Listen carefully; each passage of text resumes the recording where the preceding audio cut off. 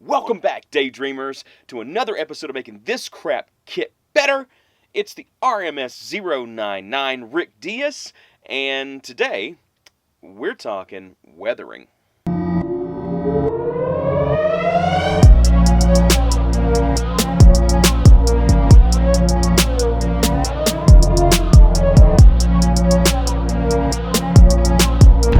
Now, I use a lot of different techniques when it comes to weathering, and not all of them are used on this kit. Some of the techniques that I'm going to show you are from what I've learned from other model makers, miniature painters, and things like that, and then some of the things that I've just kind of picked up that I like the way that they look. So, just bear with me on this. It's probably going to be a long episode. But there's a lot that goes into weathering, and I'm not even showing you all of the different techniques that I've used in the past. Gotta save something for a future episode. But I am using a lot of different things. We're going to be going through some hand-painted chipping. We're also going to be going through some panel lining using a wash and using a Gundam marker. I have a real love-hate relationship with panel lining. Some of the washes I use, Tamiya panel line wash. Sometimes this stuff works really great, and other times it's just a mess. Just no matter what kit you're working on, so use with caution. I also have a love-hate relationship with these markers here, because it's like they only want to work on a naked, non-painted kit. If you're going to use it on a painted kit, it's like I don't know if the solvent that keeps the ink in these things wet absorbs whatever paint or top coat that you have there and then gums up the tip, or what, but they never seem to last unless I only use them on bare kits. So something else to keep in mind. Other than that, let's get into it.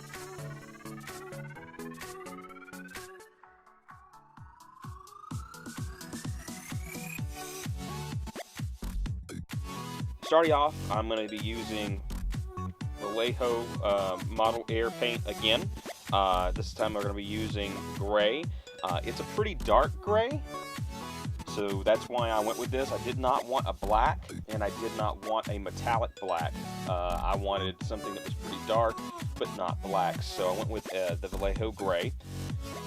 It's going to do very nicely. What I'm basically going to do is we're going to start putting some on and just spotting it on and putting it on all of the places where we've rubbed off some of the paint just from natural wear and how the kit moves, and hitting edges of different things. This is basically going to be a chipping effect. So the dark gray is going to act as a primer coat that's going to be revealed from where the regular paint of the mobile suit was worn away or scratched away in certain areas. It is good to go ahead and have a pretty fine-tipped brush handy. This is some pretty small detail work, and just for how small the details are that you're going to be painting on this kit and how accurate you need to be, you can get a little blotchy, and that's okay.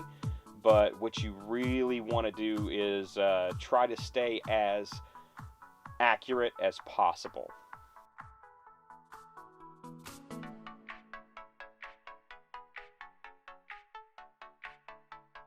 I really don't want to make this kit look as though it's been through battle.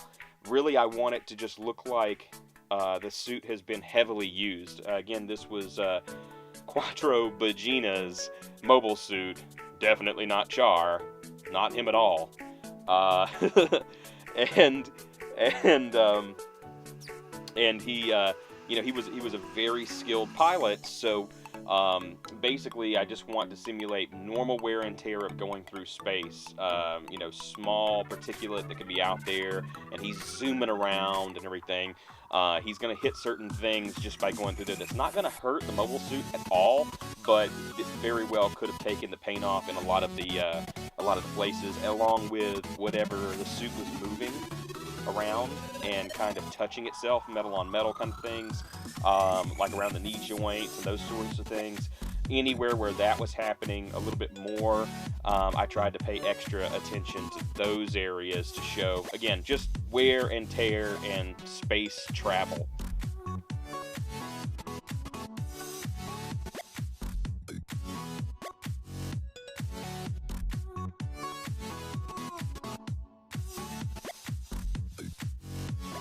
Okay, so when we're done with the gray, we're going to go back through, and again, remember, that was basically just practice for this part, okay, guys? Because it is going to be a chipping effect. And instead of it being just blobs of gray everywhere, we're going to give this a little bit more of a three-dimensional feel. We want to make sure that this looks like there's actual metal showing, where, you know, this suit was hit by some things and like little space debris and maybe not meteors in the normal sense, but, you know, different rock formation, particulate, small things that was going to damage the kit.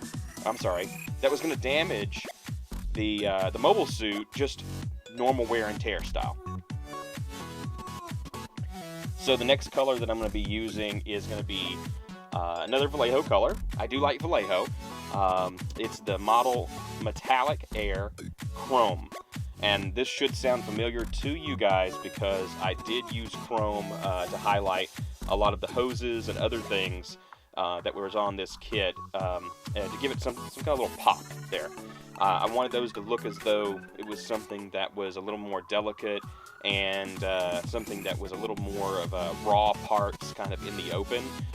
And that's exactly the same kind of look that I want inside these gray areas that I've painted. You're going to have to use just the steadiest hand that you can. A lot of people use sponges and things like that to put on random bits and bobs of color to make it look like things, the paint's chipped off or the weathering and that kind of thing. You still have to go back with a brush and hit a lighter coat of something, be it a metallic or a light gray or just something, in all of those spots that you've just put on there. So even though that first coat went on really well, why not just do everything by hand? That's where I'm coming from with this. So I may be wrong, but that's why I'm doing it this way, and that's why I'm showing it to you this way. So I'm going back through and I am hitting all the areas, all the spots that I put the gray on, and inside that gray area, I'm making sure to stay within that gray area, not go outside of it, not match it, but stay within it so the gray still shows around the outline. I'm going to fill in the interior of those gray spots with the chrome. And this is going to simulate bare metal, then some primer showing, fading into the actual paint job for this mobile suit.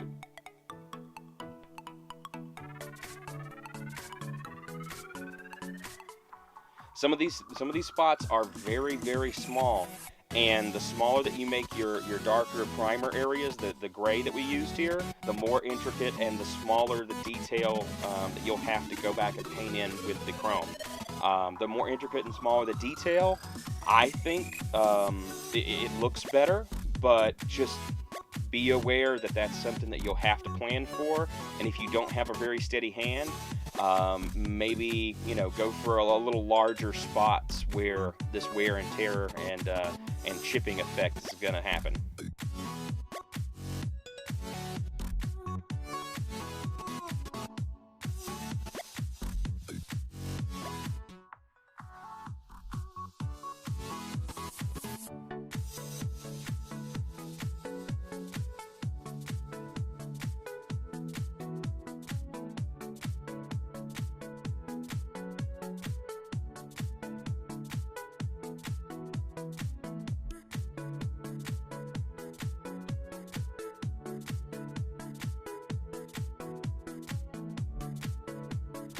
Moving on to the next stage of weathering this kit, now that the chipping has dried, it's gotten to sit overnight, we're going to go ahead and move on to using a very stiff bristle brush, and we're going to use the Tamiya Weathering Master sets. I've got 2 of these sets. I have the C and the D. The C set has orange rust, gunmetal, and silver. And I'll tell you that the metallics in these, they're quite metallic. It's a very smooth shine that you're going to get out of that. The Weathering Master D is burnt blue, burnt red, and oil stain. Out of both of these kits, I really like using the oil stain, the burnt red, the silver, and the orange rust the best. We're going to take the stiff brush and basically just stir up the little palette there. This stuff is kind of like a mix between eyeshadow, I guess, and pastels. I say I guess because I really am not experienced with makeup, but I've used pastels before. So it's similar to that. You kind of have to break it up a little bit and get it out of its packed little form and into more of a dust kind of consistency. You can use the stiff brush to add some harder lines and things sometimes. This is a new one that I'm using here, and it's a cheapo. I don't think it's going to work. So I'm going to go ahead and move on to the little makeup brush, and we can take some of that weathering compound and really rough up all of these black metallic parts with the chrome.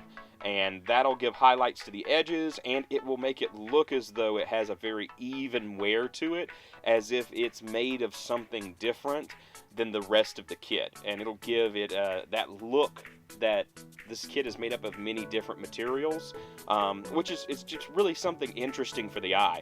I don't feel that it gives inconsistency to how we've weathered the kit, where some may feel that way. I really think that it makes it look like it's made of different things, and if we remember from the show, the Zeon Forces kind of had to use what they had. They didn't have a lot of super strong materials, so guarding the shins there, the side hip joints, the chest area for the cockpit, things like that, I feel like that would have been made out of something more sturdy and less painted, so I feel like it works for this kit. Then we're going to go ahead and move on to using the oil stain. Now, I like the oil stain a lot, mainly because it gives a good grunge factor without having to use something maybe as sloppy as an oil paint or a gunk wash that's out there commercially available. A lot of that stuff you have to put on and then wipe off, and it lays a real heavy layer. I'm not a fan. I'm not a fan. Some kits it looks great on some kits, especially if they're almost derelict and there's a lot more rust and things like that, but that's not what we're going for here. I really just want to show how this kit has had a lot of use in combat. It's survived all of it.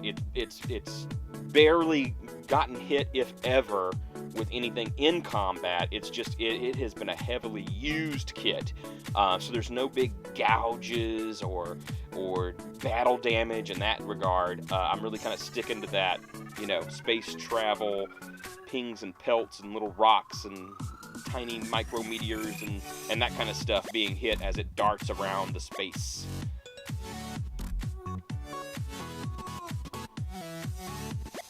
So the grunginess on this kit is really going to come from a lot of the legs, really. That's going to be, landing on certain areas with smaller dust and oil debris and things leaking around them. The outside of the colonies, going in and out of the hangar bays and things, and that kind of stuff. The legs, the waist, those areas are going to have the most of the oil and the gunk. Okay, so now let's go ahead and break out the Gundam marker. Going to use the black marker in this case, and I've got a love-hate relationship with these things. Sometimes they work, sometimes they don't work. And this one is, of course, crapping out on me super early, so yeah, we're going to go ahead and move along to using Tamiya's Panel Line Accent Wash. It's a, I'm going to use black. It is a little finicky too. This stuff can get very sloppy, and I use it often to kind of weather, like I was talking about before with the oil paints or the oil-based grungy, gook and grime that's commercially sold. I think Starship Filth might be something. I think that might be the name of one of the things that's out there. It looks great sometimes, depending on what you're going to do with it, but I don't think it should be applied in all circumstances. So this is one of those times where I think that the black Tamiya accent color is going to do great to give some parts some wash and just kind of make them look a little more dirty, and then other parts we're going to use it to panel line correctly as it was intended.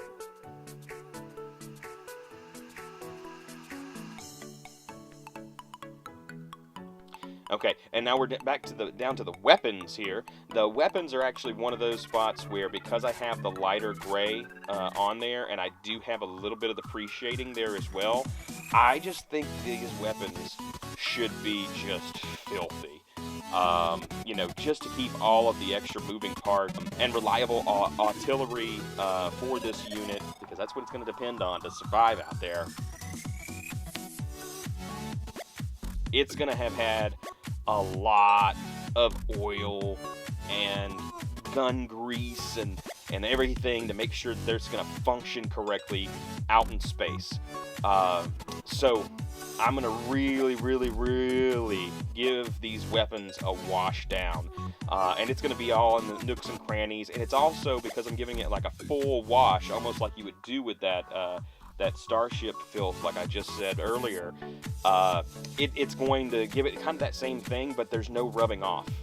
It will evaporate, and it will settle into all the places, and it'll look like grimy spots, and it'll enhance some of the minor pre-shading that we did on these pieces.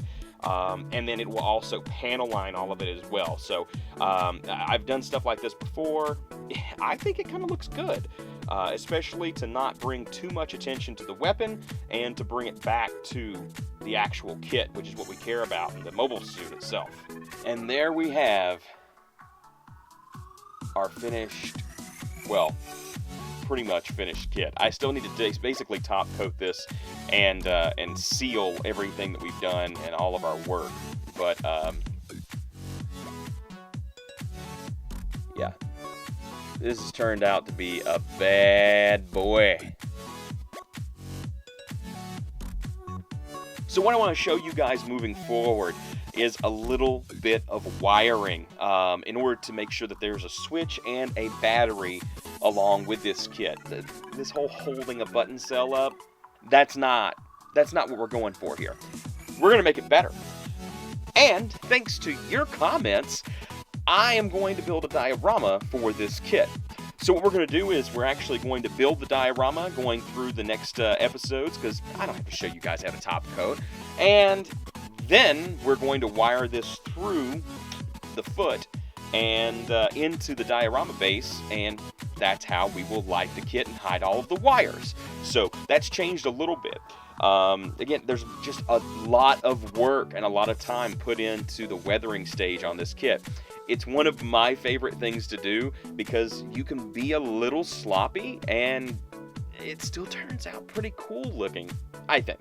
I'm, again, not Gunpla World Cup level work here, but it is something that you would be proud, hopefully, to put on your shelf, just as I'm proud to put it on mine. And I learn something new every time I do a kit, even if it's just the repetition of doing some stuff that you've already done and some techniques that you've already done and you already know how to do. Even that repetition can teach you a little something different or make you a little better at that technique every time. Also, I'm really happy to announce that this channel is now sponsored by New Type HQ. And I'm so excited. It's a great opportunity to grow the channel. It's a great opportunity to show you guys some more things out here about, you know, how to make crap kits better, how to make good kits better, how to make great kits better, and probably how to ruin some stuff too. They've been very, very kind to me in allowing me to be sponsored by them. I really, really, really like NewTypeHQ.com. One of the things that I think they have like just way above any of the competition is tools.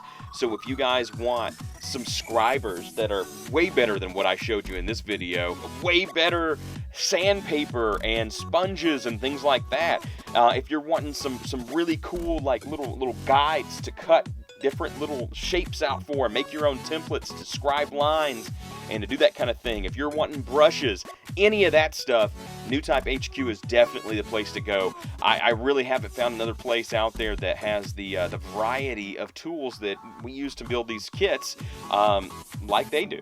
Now remember, if you got anything out of this series or this episode, please like, please share with others that you think also may get something out of it. I really appreciate it. If you're not subscribed yet, hit that subscribe, hit the notification bell so that you can know whenever I put out more videos like this in this series, which is every Friday.